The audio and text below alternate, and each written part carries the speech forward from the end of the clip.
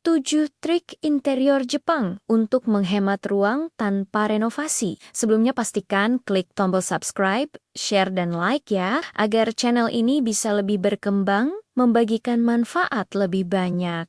Terima kasih. Halo, apa kabar semua? Hari ini aku mau curhat lebih dalam soal rumah kecil yang sering banget bikin kita merasa sumpek. Padahal kadang bukan salah rumahnya.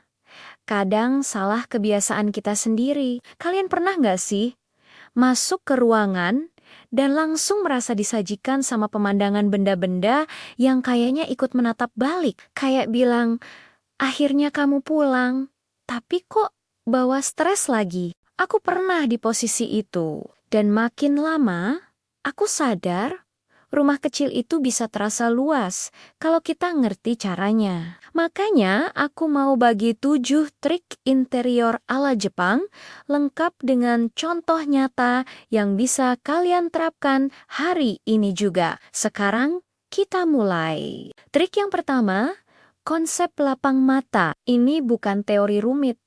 Ini cuma cara sederhana bikin mata lebih lega. Misalnya kalian punya meja makan yang setiap hari penuh dengan perintilan seperti charger, botol kosong, lip balm, struk belanja, dan barang aneh yang entah siapa yang taruh. Coba kosongkan. Taruh keranjang kecil di dekat meja. Setiap benda kecil langsung masuk ke sana. Contoh realnya, aku dulu punya meja dapur yang selalu penuh. Setelah bikin satu keranjang khusus di sudut, tiba-tiba dapur terasa 2 kali lebih luas. Mata itu gampang tertipu, dan itu bagus untuk kita. Trik kedua, pencahayaan halus. Cahaya itu punya efek psikologis besar. Misalnya lampu utama kalian terlalu putih dan terang banget, sampai kelihatan pori-pori tembok. Coba ganti bohlam dengan cahaya hangat. Kalau mau contoh real,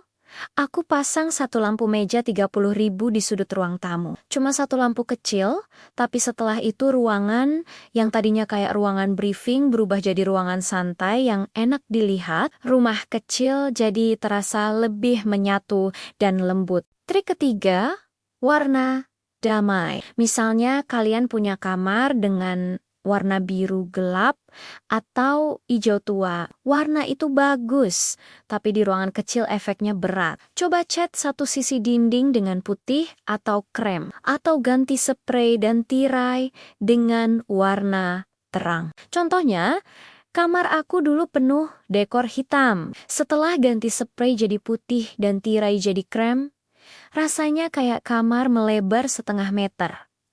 Padahal, ya tetap segitu, cuma mata lebih tenang. Trik nomor 4, furnitur rendah. Ini sangat Jepang banget. Misalnya kalian pakai lemari tinggi yang bikin ruangan terkesan terjepit. Coba ganti dengan rak rendah. Atau kalau punya sofa besar yang bikin setengah ruangan tertutup. Coba pakai sofa rendah. Atau bahkan floor seating yang banyak dipakai di rumah Jepang. Contoh yang nyata, aku pindah dari sofa tinggi ke sofa rendah. Tiba-tiba, tembok kelihatan lebih tinggi. Dan ruangan terasa lapang, seolah plafon naik beberapa sentimeter. Trik kelima, manfaatkan dinding. Kalian punya kompor kecil, tapi area meja selalu penuh. Gantung rak bumbu model pagar kecil, atau gantung sendok dan spatula. Contoh real, aku pasang 2 rak dinding kecil di dapur.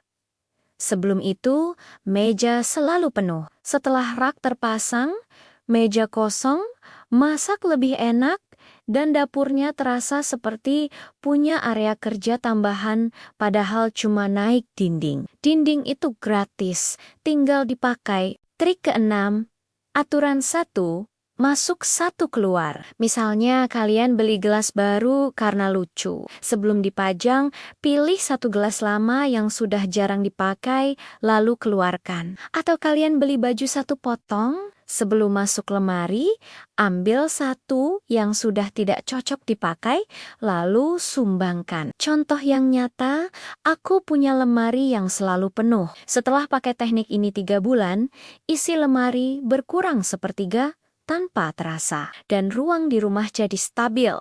nggak lagi meledak-meledak barangnya. Trik nomor 7, ritual 5 menit sebelum tidur. Misalnya kalian punya ruang tamu yang jadi tempat mendarat barang seharian. Sebelum tidur, atur bantal, lipat selimut sofa, pindahkan gelas kotor ke dapur. 5 menit doang. Contohnya, aku biasanya sebelum tidur cuma rapikan meja kopi dan susun remote. Pagi hari suasana yang aku lihat pertama kali itu rapi.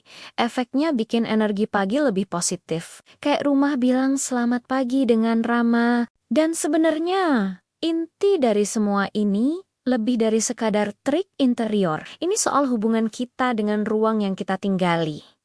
Rumah kecil itu bukan hambatan, yang bikin dia terasa sumpek adalah barang masuk tanpa aturan dan kebiasaan kecil yang kita biarkan. Orang Jepang itu bisa hidup tenang bukan karena rumah mereka besar, tapi karena mereka membangun kebiasaan sederhana yang bikin rumah seperti teman baik, bukan musuh batin. Jadi semoga cerita dan contoh nyata ini bukan cuma membantu ruang kalian terlihat lebih luas, tapi juga bikin hati kalian terasa lebih lapang. Kalau kalian punya trik yang pernah berhasil, tulis di komentar ya.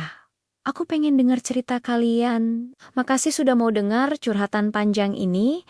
Sampai ketemu lagi. Semoga rumah kalian makin nyaman dan hari-hari kalian makin damai.